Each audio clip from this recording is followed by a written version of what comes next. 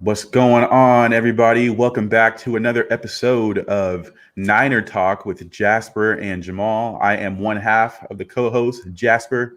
Got my guy, or Jamal, got my guy Jasper with me as well here as well.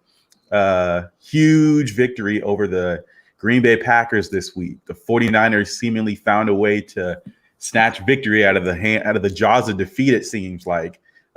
Low score of 13-10. The frozen tundra over there at Lambeau Field, 49ers were able to find a way to get the dub. And I'd be remiss if we didn't first start talking about special teams. That's the huge, it's been, I would say, it's a big word for you, one of the more beleaguered groups that we've seen throughout the course of the season. It's been one of the weaker groups, and they absolutely came up huge this week. So as we get into this coverage here today, obviously we'll, review the Packers game. We'll also look forward to the Rams game and preview, our thoughts and opinions, tell you a little bit about, maybe some X factors in this game, who are the guys that maybe are or aren't healthy on the Rams side as well, and give you, just our takes and our opinions on it. But first, before we jump into that, let me check in with you, Jasper. How are you? I'm good, man. I'm good. It's another week of playoff football. We have, we're just guaranteed at least one more week to see these guys. This team, man, is a very special team I think we have on our hands. And just happy we have another week of content to talk about. And, Right. Yeah, excited to get into this, man. Yeah, I mean, I think you make a great point. We have at least one more week to talk about football. We're one of four teams still standing at 3-5. It didn't look like this would be a possibility. Obviously, we've said this multiple times. It's a long season. Yeah. The 49ers have proven that you can turn your season around. It's not done after 8 games, but things were looking a little dire. They ended up finding, their footing. And look at us. We are one of 4 teams still standing. Who would have thought that? So, you look at some of these other teams who are, having podcasts as well too, and some of them are already talking about off-season stuff. Can't relate. And I love that. I love that we can't relate right now. So, yeah, let's go ahead and dive into this. Obviously, talk of the week, talk of the game, really. If years from now, we're going to look back at this game and say, wow, special teams. What a crazy, crazy game. This was a game the 49ers win without scoring a touchdown. We didn't have a touchdown offensively, and we win the game by a score of 13-10. And by the way the game started, it sure looked like the Green Bay Packers. I don't want to say they had the 49ers figured out, because we all know that there are scripted plays. And so you're going to come out and probably, if you're able to execute, you're going to come out. It's going to look real good on that first drive, possibly first 2 drives. But the way it started and the way the 49ers started on offense as well, it looked like we were potentially in for a long game. And it was a long game, but it was a long game for the Packers as well too. So let's go ahead and start with the special teams here. What jumps out to me, obviously, Jimmy Ward. He gives up that broken coverage to Aaron Jones just before the half. I think there was like 20-some seconds left in the half. Packers get the ball deep in their territory. Low broken coverage on Aaron Jones. Gets almost a 75-yard catch out of the backfield. Jaquiski Tartt ends up running that play down. I think that was just that play alone, the fact that he ran down Aaron Jones, I thought that showed possibly a little glimpse into what the 49ers season was as a whole. It looked like, that was going to be a clear-cut touchdown, but Jaquiski Tartt never gave up on the play. He saw it from a distance, was able to not give up and, make a play on Aaron Jones. Yeah. And it didn't just save, a touchdown. It saved points as a whole. 100%. Jimmy Ward gets the block he gets the block of the field goal there at the end of the half. We almost got a fumble as well too with Nick Bosa. He was able to get to Aaron Rodgers. Didn't end up. Yeah, they ended up recovering it, so it wasn't right. But yeah, that was huge going into that. Right. Going into halftime, not giving up any points, keeping it a 1-possession game that allowed the Niners to kind of work their way back into the game, and essentially, I mean, the force even way before that, the Fred Warner forced fumble, even though they didn't come out with points, actually. I think changed the game from a mindset like, okay, we can now start to get our bearings. We can start to feel like we are we can play with these guys when it, like you said, it started off looking like it could be a rout. Right. The Niners could be in for a long night. But no, that changed everything, because after that, the Packers didn't muster much of anything. They didn't. The rest of the night as far as their offense went. So even though the game seemed like it was, 7-0 or even 10-3, seemed so much more insurmountable, it really, really wasn't. You had that feeling like if they score one more time, it's going to feel like you're down 31-0. Absolutely. But they kept it a one possession game the entire time, and that was the key for them to obviously get their bearings and eventually take control of that game after the big special teams play in the second half. Oh yeah, 100%. And you're right.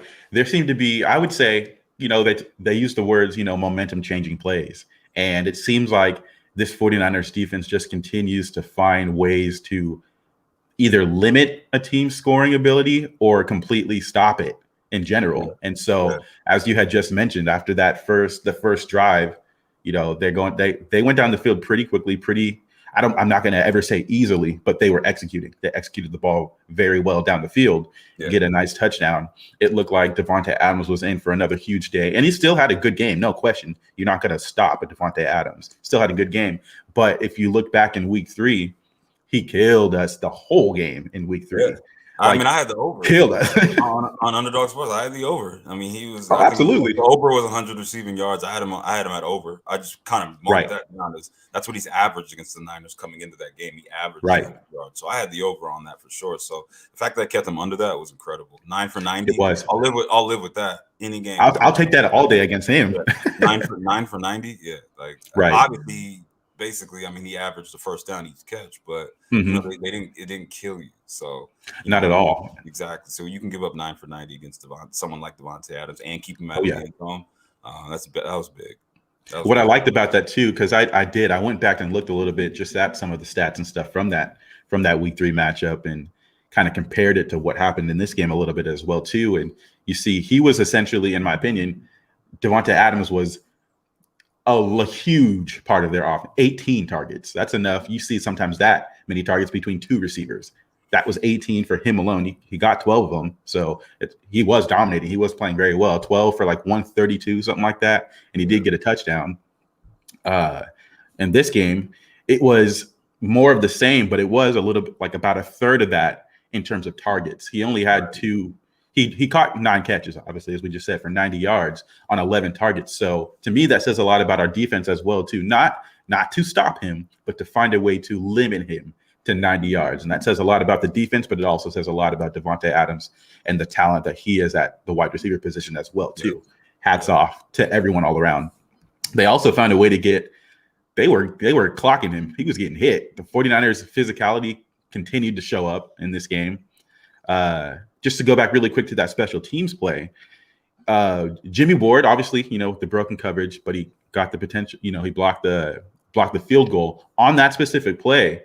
Jordan Willis actually was right next to him, and he found a way to chop down that lineman's hand, which allowed Ward to get through and make that block. And I haven't seen that talked about in a lot of podcasts, but I think that's another huge play as well too. Jordan Willis was all over this game. Clearly he blocked, the punt as well, late at the very end of the game, which was returned for our only defensive touchdown as well. But he also was in on the play that Jimmy Ward blocked as well too. And I wanted to give him his credit as well for playing just a great game. Great game. Arguably I feel like it's a low scoring game, but in terms of what happened on the field that day, it's like an all-timer type game. We're probably not going to forget the way that this game went down and how we got points and how we won. I'm not going to forget that one. This is crazy. Right. So shout out to him for that as well too. Like I said, I haven't heard that in a lot of podcasts or a lot of other people talking about it, but I thought it should be stated that he was definitely in on both huge plays. One, his hand was directly involved. The other one, he allowed Jimmy Ward to get through. And it also says a lot about, never taking any plays off whatsoever. You don't stop. Yeah, this was the one game that we had maybe the edge special teams wise, but that doesn't matter. As we said last week, these are still professionals. These are guys that still have to go out and play. You still have to go make a play. It's not just going to happen. You still have to go make it. So shout out to the special teams. Huge part of why we won this game. ultimate, like we keep saying, football is the ultimate team sport, and this was the ultimate team win, in my personal opinion. Let's go ahead and transition here to Jimmy Garoppolo. He's been a hot topic this week, and I know I had my thoughts and opinions on, how I feel about him. Mina Kimes has come out and talked about, Jimmy Garoppolo is the dude that, he's part of the group project, but he didn't really do much or anything on the project. He still gets an A.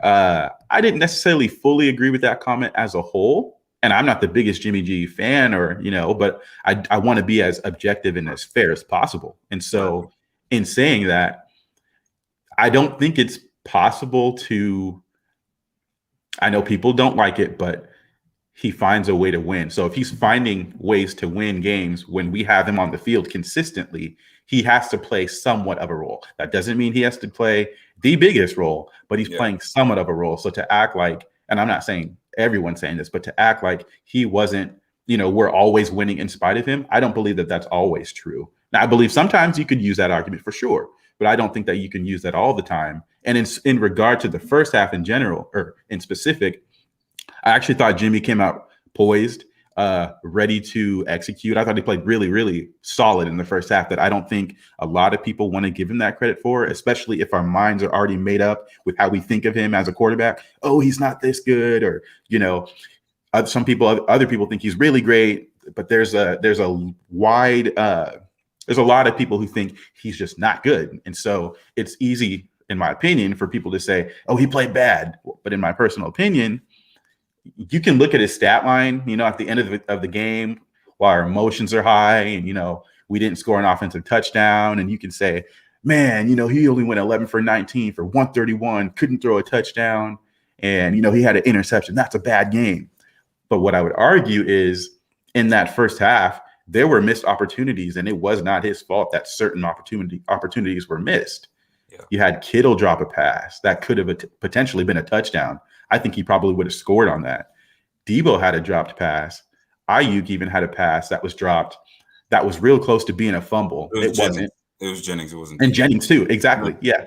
So there was 4. And let's just say that those catches are caught and the second half goes off the same way that it happened. Mm-hmm. So I think he was like 88 yards in the second half. But if with those catches, his stat line looks totally different. He probably gets at least 1 touchdown there as well too.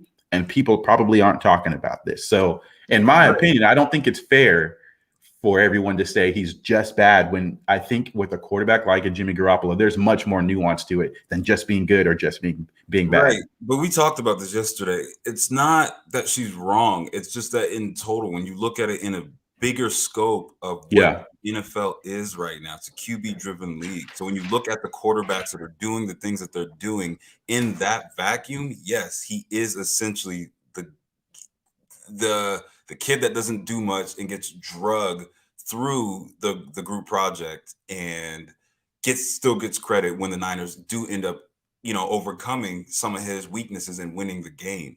So because his numbers obviously don't look good from a QB-driven perspective, his numbers don't look good. He's not going to have the 300, 400 passing yards, 5 TDs. He's not going to have that. But he's also, and on top of that, then he has a few interceptions and he's only throwing for 100 yards and the run game looks good. The defense is lights out. And then you get a special teams touchdown. Yeah. So from that standpoint, it just looks like they're bringing him along. But at the end of the day, he is a part of the win because he does deliver the 2 big clutch throws you need to go ahead and secure the victory on the game-winning drive on the field goal. So she's not wrong completely. She has good points and she makes a lot of sense in her point. It is right. As Niner fans, we have been saying that. Like, if anything, like the national media, as Niner fans, we're the ones who've been working on this project of crucifying Jimmy G for the past 2 weeks. And now the national media is hopping on. And now you guys are getting credit for saying the same things that we've been saying. For years. So absolutely. I'm going to flip it around and turn it on them. You guys are getting credit for trying to say things that we've been saying as Niner fans since we've had Jimmy G. This isn't new to us. So, for everybody that's doubting the Niners, for people that are doubting Jimmy, welcome to the club. You're not this isn't breaking news. You're not breaking anything to us that we don't already know. We've invested a lot of Absolutely. time in the team, a lot of energy, tons of very frustrating Sundays of throwing things in my living room, from missing wide open receivers to throwing boneheaded interceptions to taking ridiculous sacks by people. Just like on the first drive when Zadarius, happy for Zadarius. He finally got back. Good for him. Like, he's been out all season. He gets a sack on the first drive on his knees. Like, Jimmy, move your feet. That was the one I was mad at. I thought a couple of the other ones were okay. That one was bad. Yeah, that was I agree. horrible, but that's classic Jimmy. That's what we've seen from Jimmy a lot of the times. Like, so that's just what I'm saying is, like, this is what we've seen. Everybody now, because we're the last 4 teams left, are just now seeing that. But we as fans know this. So yeah, she's not wrong, but she's not 100% right just in the way she's looking at it. In the total, in the big picture, yes, he does get essentially lifted up by his team rather than it being the opposite, which you see the Patrick Mahomes, the Russell Wilsons, the Aaron Rodgers, the Josh Allens. Those guys are lifting their teams up. And Jimmy can't and doesn't do that. We've known that. And that's the key point right there. Why this team is special. And I agree with you. Doing things, and they are the ultimate team, playing the ultimate team sport. That's what the San Francisco 2021, 2022 San Francisco 49ers are, the ultimate team.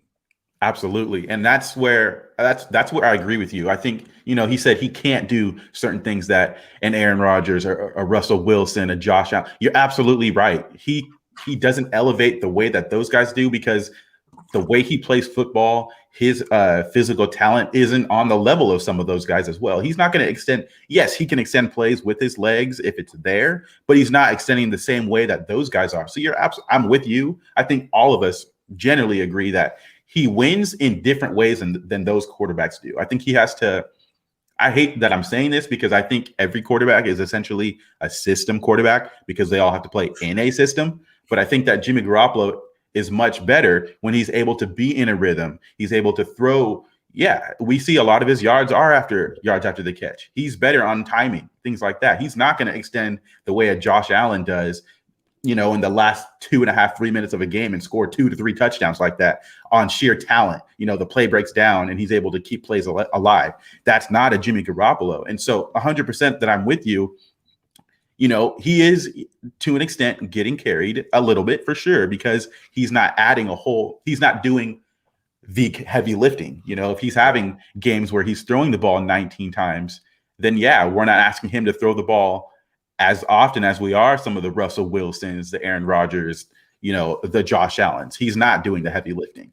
And I think to that point, I had a conversation with someone yesterday on Twitter. They were saying that's why his mistakes are magnified. He's not being asked to do all these, he's not being asked to throw the ball as often as some of these other guys. So if he is throwing a pick or he is throwing, taking a sack, it weighs a little bit more. I would agree with that. It does weigh more. He has a lot more turnovers than the guys that are being asked to throw the ball 30 to 40 times. That's the frustrating part. And that's alarming. Absolutely. The bare minimum, and he's still turning the ball over at a higher clip than those guys that are throwing the ball 30 or 40 times. So And if we talk even just specifically about that interception, we can sit here and talk about it. It was a bad throw. First of all, he had Kittle early, and I don't know why, not him. He kept it. He kind of, extended the play with his leg, rolling to the right, and threw it late. Just bad. Looking back at it, it's easy for me to say, oh, he should have thrown it there. I'm not going to sit here and, harp on the guy why he didn't throw it when he did. But that's one of those plays where I say, okay, well, that's clearly a missed opportunity. I don't know why he didn't throw it. I also saw him do the same thing last week to Sherfield. That was a bad throw too. I don't know if the injuries come into play. I'm not sitting here trying to make mistakes or trying to make excuses because when you're on the field, you're expected that you're going to be able to execute, and play. So I look at that and I say, yeah, that's one you got to keep in the chamber, Jimmy, or you got to throw it to him when he's open. What were your thoughts on that interception? I thought that was just bad. It was bad, late. Not only was it late, but it was inside. If you're going to throw that, it's got to be outside. Yeah, low and away, high and away. Kittle didn't even have a chance to even try the ball. Because it was so inside, and it was just late, and it was just classic Jimmy. Nothing else, nothing more, nothing more, nothing less. Yeah, and that's what it is right there. Nothing more, nothing less. So glad that you said that.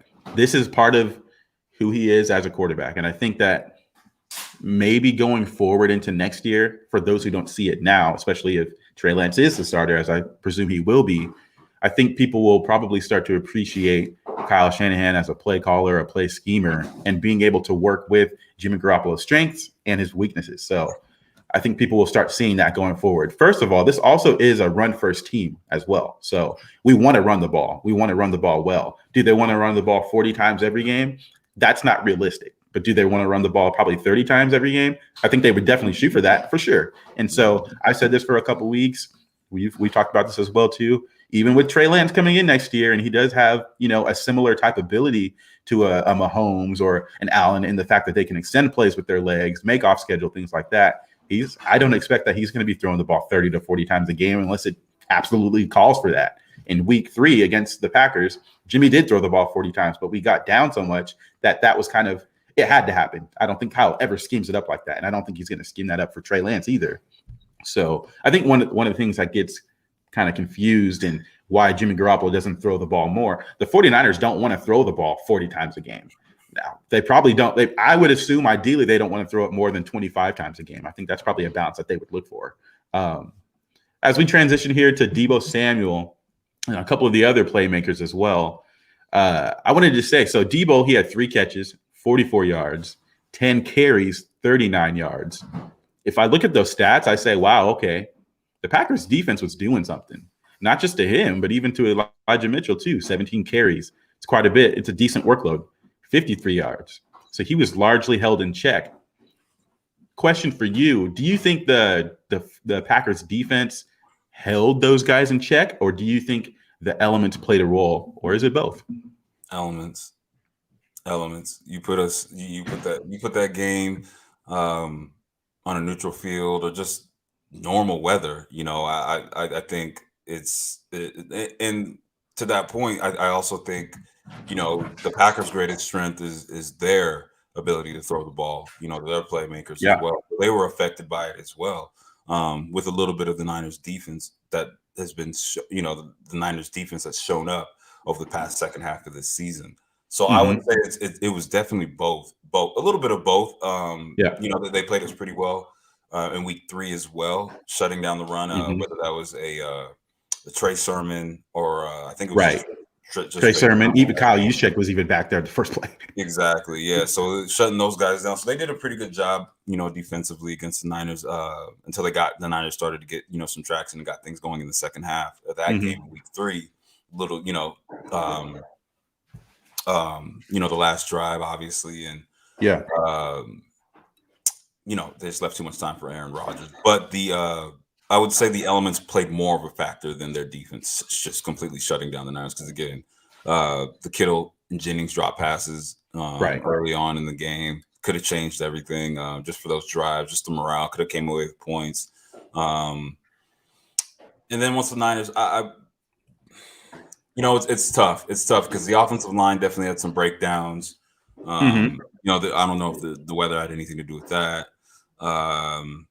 The interception was bad on Jimmy. I'm not going to necessarily credit. I guess I'll credit, the defensive back for being where he's making the catch. For making the catch. So it was a little bit of both. It was a little bit of both. I would definitely say the weather and the elements affected both teams by far. Just because that wasn't how they normally looked on offense all season. That wasn't how the Niners normally looked on offense all season. So I'll say it was a wash when it comes to that. But I'm going to say absolutely more so the elements for sure. Yeah, absolutely. And just real quick before we continue, if you guys are watching from Twitter and you are commenting over there, we're not able to see those comments unless you're on YouTube. So slide on over to YouTube. That's 9erTalk with Jasper and Jamal, and come over here and interact with us. We're definitely willing to look at some of the comments and interact with you guys as well too. So if you are on Twitter, go ahead and slide on over to YouTube. We appreciate that. Yeah, I have to agree with you. I think it's definitely a mix of the elements as well as a good game plan. I think everybody knows that they want to stop the 49ers run game. That's easier said than done, but that's what you want to do in order to probably give yourself the best chance to beat the 49ers. If you're not able to stop the run, Jimmy Garoppolo is to have an efficient game. I'm going to say 9 times out of 10, we probably win those games because, well, one, it's hard to stop us if we're a run-first offense. And Jimmy Garoppolo's not having to throw between, more than 18 to 25 times if he's able to not throw, potential turnover-worthy plays, the offense is able to stay in rhythm, and that changes. It changes, I think, how teams would have to play us. That being said, when you're in a game in the elements, it has to be factored in. Like we said early on, the Packers came. They came out hot. They came out and they were able to score a touchdown on the first play or the first drive, and it slows down a whole lot from there. And Jimmy Garoppolo said it, I think, in his post-game press conference too. He said, it was one of those games where, early on, I know the game got away from us. It was 7-0, but we didn't ever feel like the game really got away from us. We definitely always felt like, we were the ones still in the driver's seat. That's what he said. Whether he agrees or not, I don't know. But I'm just saying, it was only 7-0. So exactly, the game wasn't away from you. So exactly, and that's my point. The elements, I think, play a role in the fact that it was a lower scoring game in general, not just on the Niners side, on both sides. It was 13-10. So after that first drive, they weren't able to do much either. So at that point, I think, and you can correct me if this is not true, or as someone who's played at that level, if this plays a role. I thought this was one of those games where you say, you know what, who wants to win the game more? This is going to come down to, I hate to say it, but physicality. Who's going to be able to take those hits consistently? Nobody wants to get hit like that in cold weathers like that consistently. Like, it starts to add up. They hurt. I thought this was one of those games where it came down to the will of who wanted to win it. And it's not that the Packers didn't want to win this, but who's able to make those plays in those moments. I thought the 49ers found a way to come through with that. Would you agree or disagree on that? 100%, especially once you started to see the elements start to come down in the fourth quarter. When it came down to that time, when it came down to winning time, you saw the Niners make more of the plays when it came down, when it really, got down to the stretch and nitty gritty of the, the ball game. 3 minutes to go. Both teams for sure had a chance to win that game. The Packers had the ball back. It's 10-10 after the block punt. 3 minutes to go. They have Aaron Rodgers. They went 3 and out. The 49ers got the ball back, shortly after that with about the same amount of time, because there was a few incomplete passes. So that stopped 2 incomplete passes in a row on the Packers' part. That stopped the clock. So Niners got the ball back virtually around the same time. They went down the field. They had Jimmy Garoppolo, and they went down the field, and the Packers never saw the ball again. So and that's one of the things I keep hearing. Like, well, we ran the ball a lot on that last drive. Absolutely. But Jimmy also completed a couple passes as well. And I've said that in a couple spaces. Well, it was like an angle route to Debo. And then I think Kittle also had a catch on that drive as well, too. And what people said was, well, he's supposed to make those plays. And 100%, he is supposed to make those plays when they're there. Absolutely. But it's also fair to give him the credit for making the plays. That's nothing extra. I'm not saying he's the greatest quarterback of all time, but in a big moment, he was able to come through. And I think that's some of the nuance that it comes with playing with the Jimmy Garoppolo. Can you make plays when we need them? And usually when you have Jimmy Garoppolo, the way the 49ers are constructed with Jimmy Garoppolo at quarterback, we don't get blown out. We'd like to maximize and limit the opportunities that the other team's offense is going to be on the field, and maximize our limited opportunities that we like to have. We like long drive extending plays to tire out the defense. It allows the offense to get into a rhythm. You don't see the Niners get blown out a lot under Jimmy Garoppolo. And with that being said, I think it leads to being able to execute. And so in those game defining moments, what do you do? Yeah, we've seen in the Packers game late in the season where we weren't able to overcome that, and there was a blocked pass, and that's how the way the game ended. We've also seen him in the Cincinnati Bengals game. Right before we go to overtime, he drives us down the field and gives us a chance to get it to overtime and then win it in overtime. So I think that comes down to some of the nuance of Jimmy Garoppolo. He may not be the ultimate reason, and you can look at stats and say, man, he only threw for 130 yards. But in the context of a football game, and when you want to talk about, what does he add, what doesn't he add, I think some of that has to come into play. When are you converting certain plays? Are you able to extend a drive to get yourself to overtime? Are you able to put yourself in position to win a game? And I think that he's done a good job in those last couple minutes to give us at least a chance. Doesn't mean we always win, but to give us a chance. Yeah, and just in the same way that you said, with Aaron Rodgers, they go 3 and out. A crazy stat that I saw, I think it was Marco Martinez, my guy, posted on it. Packers offense only picked up 8 first downs. They picked up 8 first downs in the first couple drives, early on, start the game. Then Fred Warner gets the forced fumble. The Packers offense only picked up 6 more first downs for the rest of the game. So the defense was clearly able to adjust on the fly, settle in, and they just were unflappable. And we've talked about this a couple weeks ago with Jesse. We've talked about it on our own show. I think the fact that the 49ers have gone through so much adversity throughout the course of the season, that I don't think that there's any lead that they don't think they could come back from. I think that this team is mentally tough. There's a bunch of seasoned, savvy veterans all throughout the roster, especially on defense, that don't get credit for the plays maybe that they do make with their head, not just with athletic ability. You know, we talked about Jaquaski Tartan, the play that he made. That's all heart. I think that the 49ers have gone through so much of that they feel like they can win any game. And I think that's honestly really dangerous going up against this type of a team. We talked a little bit earlier about holding Devontae Adams, 9 catches, 90 yards. You don't stop him, but you do your best to limit, as much as you can. Fred Warner, according to PFF, had his highest career PFF grade, 94.2. I like that. It fits my narrative. Fred Warner had a great game. He made plays. He got the forced fumble. He had a tackle for loss, 4 solo tackles. Like, he was a tone setter, and he's rounding into form. I thought he played really, really, really well.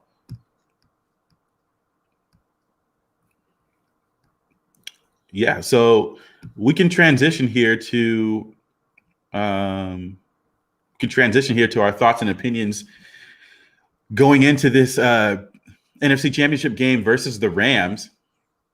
I'm kind of thinking, people. I've heard a lot throughout the course of this week. I don't know, man. I don't know if we're going to be able to win.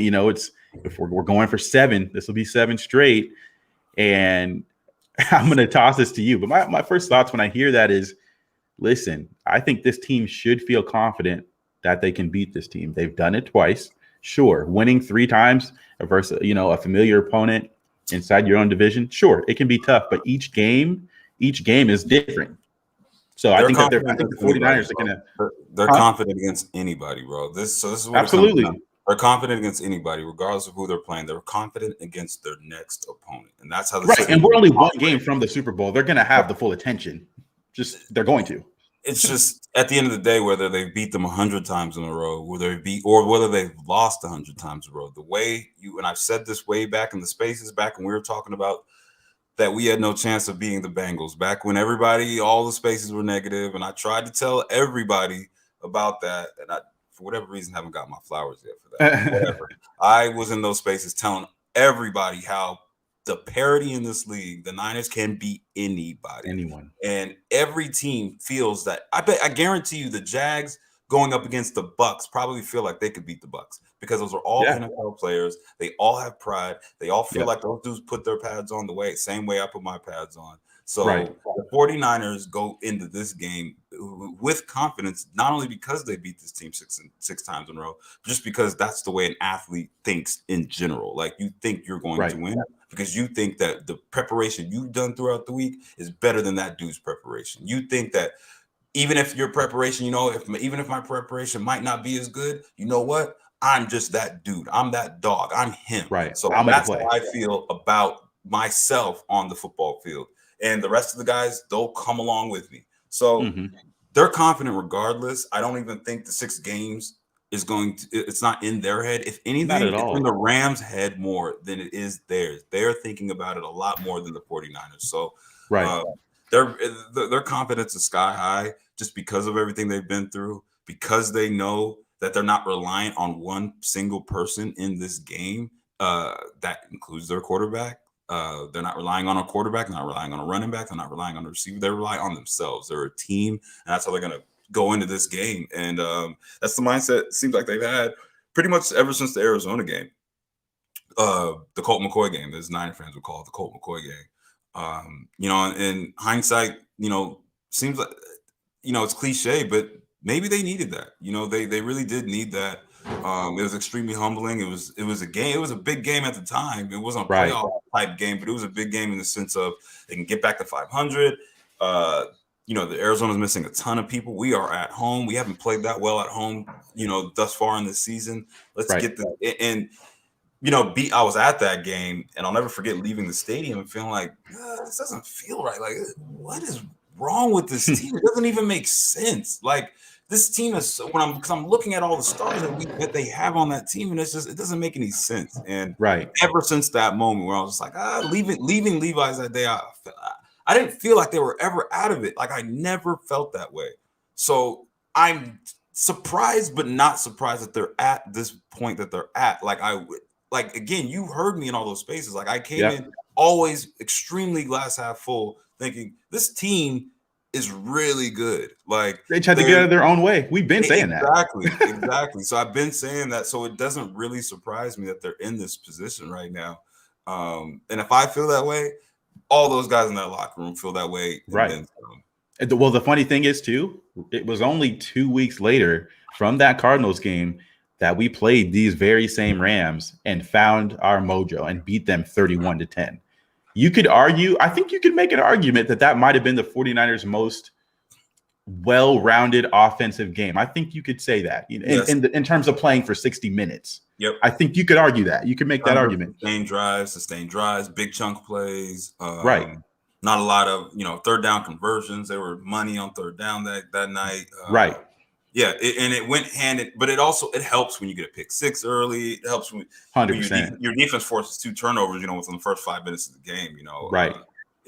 Ward gets another fluky interception off the hands. I don't want to call it fluky, but you just make the play when it's there. To get those turnovers. You're absolutely right. It changes the whole. It can change the whole course of a game. Right, and allow the offense to settle in and get their rhythm. When the defense goes out there and gets a pick on the first drive, the Rams' first drive. Yeah. And then the pick six, then they're kind of just off and running from that point and kind of just felt like they were in cruise control the rest of the game. And the Rams never really felt like they got back in that game at all. Right. So yeah, this Sunday is going to be epic, man, to say the least. It is. This is going to be an epic showdown. It's only the second time they've ever met in the playoffs. And just the NorCal SoCal rivalry. My boy that's from SoCal, he reminded me this week. This is the third time now since 2021, the third time now that Southern California has a chance to knock Northern California out of the playoffs. First, it was the Warriors. First, it was the Warriors-Lakers playing game. Yeah. And it was Dodgers-Giants game 7. Mm-hmm. In the fall. And now we have, Niners-Rams. Right. It doesn't get any better than that. Growing up with this rivalry, you're growing up in Northern Cali, you're taught, we don't mess with those dudes in SoCal. We don't mess with those SoCal teams. Yep. I'm a diehard Giants fan. I'm a diehard Warriors fan. So I didn't rock with the Lakers. I didn't rock with the Dodgers. That's just what you're growing up. That's what you just know. The rivalry is real. The rivalry is very real. It's real. The Rams were in St. Louis, in LA, back and forth. 90s they're in LA, then early 2000s up until, years ago, and they came back to LA. So they've been in St. Louis. So since then, the Niners have pretty much taken over California as a whole, up and down the coast. This is our territory. So the faithful will be out on Sunday, regardless of the shenanigans that the Rams try to pull with Ticketmaster.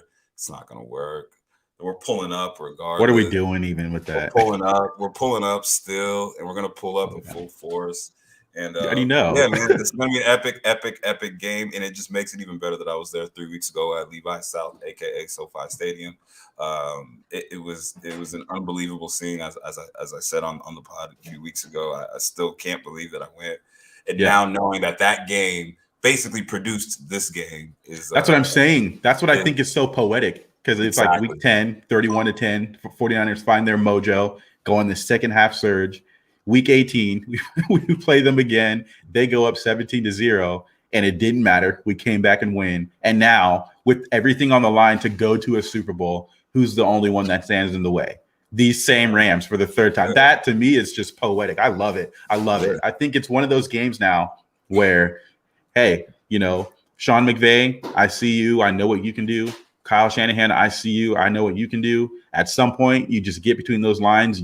Certain tendencies, what's going to be called, who wants it. I love that. Sure, there may be wrinkles and things like that here and there that maybe they were saving for a game of this magnitude. Who knows? But like, these teams know each other.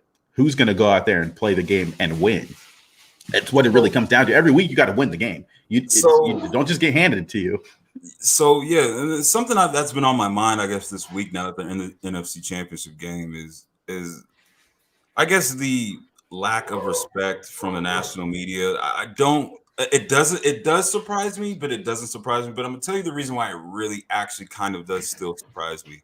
Since 2010, this is gonna be what, the 5th or 6th NFC title game for the Niners that they've been in. 2010. The Giants. So we got 5. Let's count. The Giants. Niners Giants 2011, right? The Kyle Williams fumble game. Yeah. Then flash forward a few years, or next year. The next year, 12.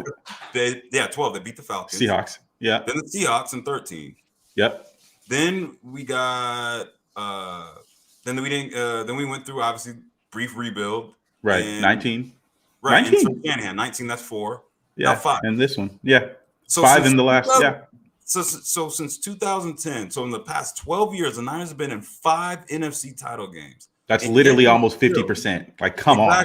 Exactly. So yet and still, the national media seems to disrespect this franchise still and doesn't take them seriously.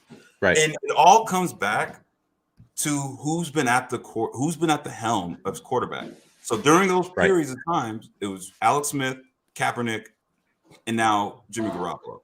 None of which the 3 are like darlings as far as, again, what did I say? The QB-driven league. None of those guys are putting up crazy numbers. They all kind of played within the system and played within the Niners, how the Niners style of liking to play the ball. And obviously with Cap, we had the zone read and a lot of the running ability, but he wasn't putting up crazy passing numbers. Same with Alex Smith.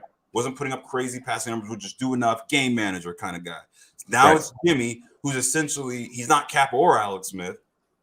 The team essentially, they're labeled as they win in spite of him, which is actually even worse. So it's almost unfortunate that this franchise has been so many times, but still doesn't get respected because of who's at the quarterback helm. That's what I've noticed. Because if they have had through those years, if they had a Brady, a Manning back in those days, or if these times they had like a Mahomes or Josh Allen, they'd be taken more serious as would be a darling franchise. This is a powerhouse franchise. That's what helps the Warriors because they have Steph, Clay, and Draymond. That's why everyone will always take the Warriors serious when they're contenders. They know that because they have the household names. They have the guys who are all-stars, MVPs. They have the accolades. Right. Those are the leaders of the team. The leaders of the team, technically, for the 49ers, it's never really the quarterback. Right. All the leaders of the teams, or with your Patrick Willis's back then, your Frank Gore's, it's all the other positions. Your Debo Samuels, now, your Trent Williams, Warner, your Nick Bosa's. It's not the quarterback. Steph Curry is the quarterback of the Warriors, so he can be. People take him to. They fear him. He's an MVP. Like for the Niners, it's not that, and it's unfortunate because this team is so damn good and doesn't get the credit they deserve because of their quarterback position, because of the QB-driven league. There's a QB that threw 5 touchdowns last Sunday, and absolutely, and he's not playing on his couch, and he's on his couch. So they're so and Jordan mentioned this that night in the space that where everyone's so fixated and thinks about the QB position and forgets about the other intangibles and position play of football that matter the most when it comes to actually winning games and things like that. It's everything that goes in total, and the Niners embody that to the T. So yeah, it's been on my mind, and I just really think that's unfortunate that people can't get past that and give this team the credit and the flowers they deserve. I think here's what sums that up. I think this sums that up perfectly. If you were to probably poll, the sports world and rank these 4 playoff teams that are left from top to bottom roster-wise, I have to assume the 49ers would be ranked number 1 in terms of talent, top to bottom, most complete roster. But at the same time, because I think we have a better roster than the Chiefs. I do. I think they've got a lot of top-end talent that's really good. But top to bottom, 1 through 53, I think it's better. I think 1 through 53 were better than the Rams. And I think 1 through 53 were for sure better than the Bengals. But the biggest thing there is the quarterback. And so teams don't want to respect a team that has that quarterback that maybe they think at the end of the day will end up being the reason they don't win a game. I think that's kind of what it comes down to. They don't want to respect the team because they think that at some critical moment, Jimmy Garoppolo will probably throw the ball in harm's way. And that's a fair assessment, a fair critique, but it hasn't been a problem yet. It may not be a problem at all because this team is really, really deep. And Kyle Shanahan and Jimmy Garoppolo know how to get the ball to their playmakers to make those specific plays. But I mean, putting the ball in harm's way shouldn't be that if Jimmy was a gunslinger, that wouldn't be an issue. That would never be talked about. If he threw 40 or 50 touchdowns every single year, no one would talk about the 20 interceptions he threw. Because the highs would outweigh the lows, though. Exactly. So it's interesting. It's interesting until it's. I don't want to, talk too low about anyone or anything like that. But it really comes down to almost lazy analysis. And I don't want to say lazy analysis because if you're not, if you're not a fan of the 49ers, you don't have to. It's lazy. No, it's lazy. It's lazy. Call a spade a spade. It's lazy. I would say the Mina Kimes example was lazy. It's extremely 100%. It's lazy. It's extremely lazy and just the low hanging fruit thing to I rolled my eyes when I saw it. I'm like, okay. But the only reason I don't want to say it's lazy off of everything we already know, which is why I think it's lazy analysis. Without even just pointing out. But I agree it's lazy. Especially if you're not going to bring up the two big throws that he made at the end of the game. So you can't say in the same sentence that, he's just, he's the kid that, puts his name on the paper on the group project and still gets an A. Right. But then not mention. But he's still on the A. Exactly. Because that's he's still on it. That's like if you, I didn't do that much on the group project, but I still supplied all the notes. I supplied some. I might have made the poster. I might have wrote some highlights on there or made it look better. Jimmy, he still contributed because he had to make those throws. If he doesn't make those throws, we don't win the game. Right. So, if you're gonna say that Mina Kimes or the Mina Kimeses of the world, you have to still acknowledge that the plays Jimmy did make, along with the throws he made and the drop passes that weren't his fault. So, again, it's one of those things like it's nuance. You cannot talk about Jimmy Garoppolo without having nuance involved. It is. He is a nuanced quarterback. You don't just win because of him, and you don't lose just because of him. You don't. And as Niner fans, we can slander Jimmy. When other people slander Jimmy, it just doesn't feel right because you guys, other people outside, don't really have the context that we have. So, but I think that's kind of what I'm trying to say, though. That's what I'm trying to get at, though, because I think what I meant by lazy analysis is if you're not a fan of the 49ers and you're just an average, sports fan, then you can say, Jimmy Garoppolo is not that great. But the talking heads, as we're talking about, Mina Kimes, those guys who are putting out certain narratives, if they're being lazy and having lazy analysis, that's who I'm talking about. You can't be lazy and say Jimmy Garoppolo is not doing such and such, but because he does still contribute to wins. It just may not be the traditional way that we want to see it. You may want more out of Jimmy Garoppolo. I want more out of Jimmy Garoppolo. But in wanting more, I still can't say that he doesn't provide anything at all. That's unfair. That's where the emotion is starting to cloud what's actually happening on the field. Yeah, he was 11 for 19. He may not have had a touchdown. He still doesn't have a touchdown through these playoffs. And some of those plays that he has done have put the team in harm's way. But that's why we're saying this team doesn't get the respect they deserve because it still hasn't caught up to them. And it hasn't caught up to them against good teams. The Dallas Cowboys, I don't like them. They're a good team. The Packers were 13-4. I think they were 13-4, the number one seed. That a good team? They found a way to win that one. The conditions were bad. So, I mean, as much as if we're going to talk about, it's going to catch up to him at some point, that's fair. But you can't at the same time also say he doesn't provide anything because that's just not true. It isn't. That's where I think the feelings start getting involved. And some people don't want to talk about the nuance that is Jimmy Garoppolo and the nuance that it takes to play the quarterback position. It looks different on the 49ers than it does the Chiefs. They're built totally different. We're not pass first. We want to run the ball. They're totally different. Jimmy Garoppolo is not Josh Allen. Jimmy Garoppolo is not Russell Wilson. Jimmy Garoppolo is Jimmy Garoppolo. That's what it is. I think that's what it comes down to. As we get ready to get out of here, I just want to continue to say I think Deebo Samuel is going to play a huge role in this game. I still don't think the Rams are going to have any idea how to stop him. I wanted to also talk about the defense as well, too, because I think I've heard this a lot in the media as well, too. And I want to start saying that this is no longer a weakness. But it's been told that the San Francisco 49ers cornerbacks are the weaker spot of the defense. I've heard that multiple times on or that they're banged up. They're severely banged up. Like, Jesus. If I hear that one more you time, can attack them. Like talk about lazy analysis. They're so banged up. We have one DB on IR. That's Jason Brett. He's been out since week 1. Right. Who else is banged up? Right. Norman's just not playing anymore, guys. I heard that from Eric Clark, Ryan Clark. I mean, Ryan. Ryan, come on, man. Yeah, come on, dude. They're so banged up. Right.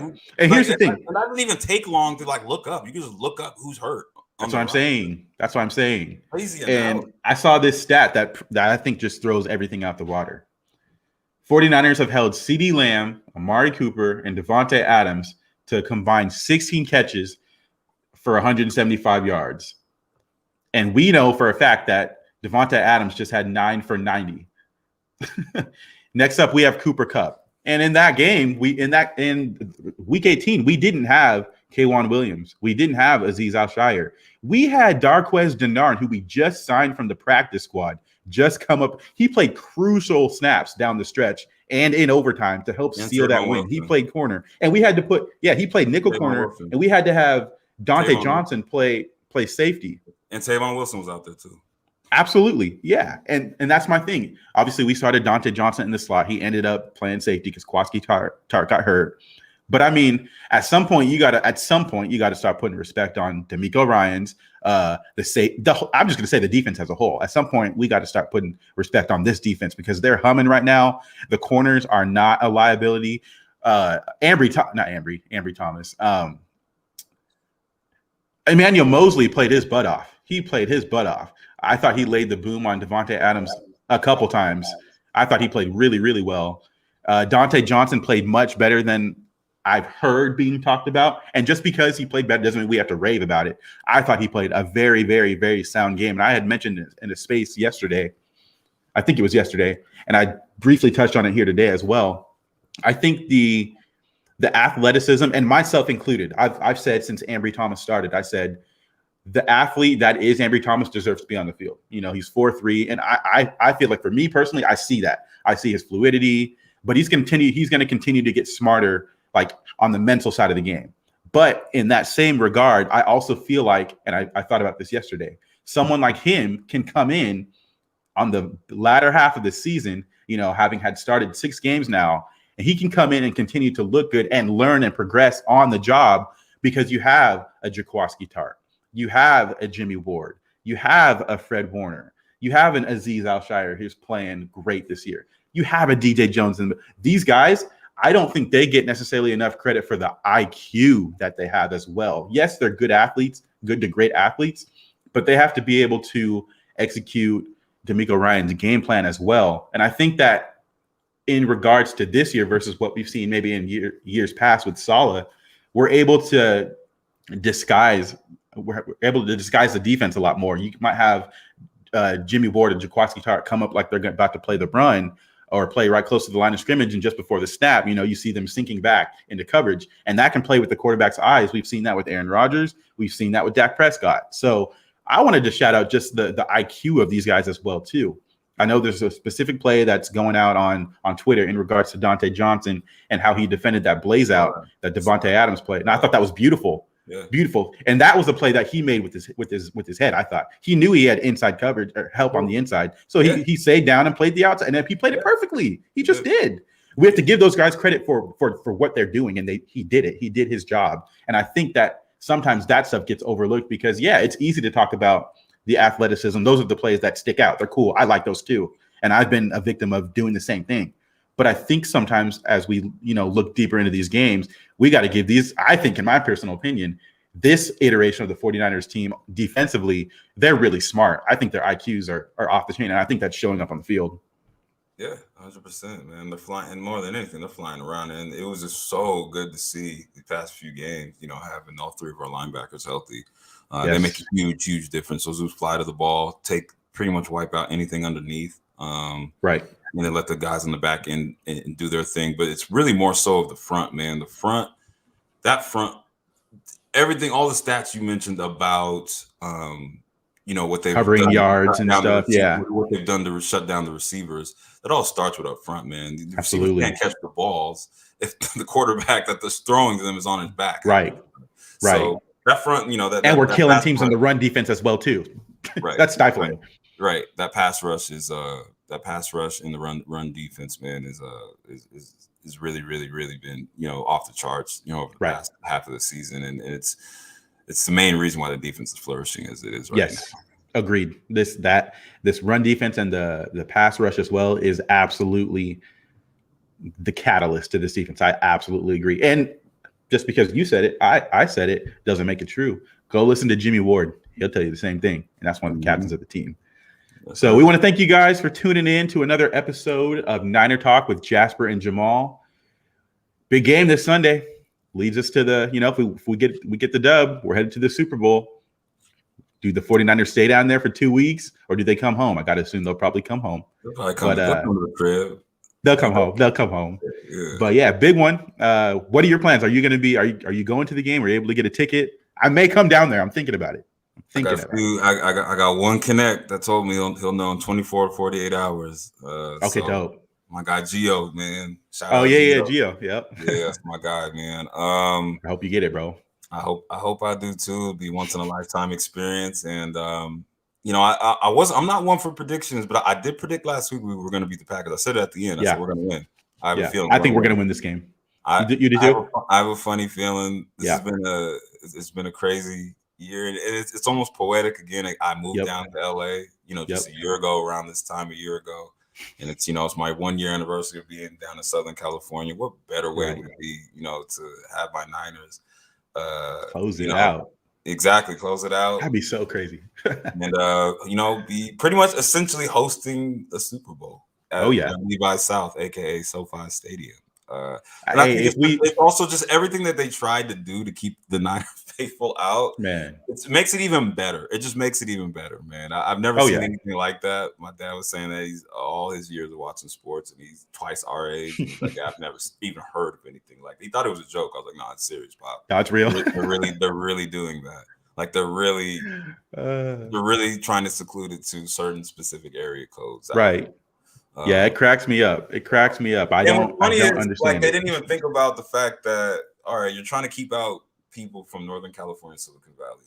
What do you think? Right. All these techies that live in this Northern California, you don't think they're gonna figure out ways? Oh yeah. These dudes got FU money, man. These dudes got like, for real, like, real talk. Like, that's facts. Tech money is completely different from a lot of other people's money, and that absolutely you can't ever keep that money out. Then when you try to, it's gonna backfire. So I wouldn't be surprised if it's even more red in that thing this weekend. Oh, 100%. I'm not on record. I'm about to be now.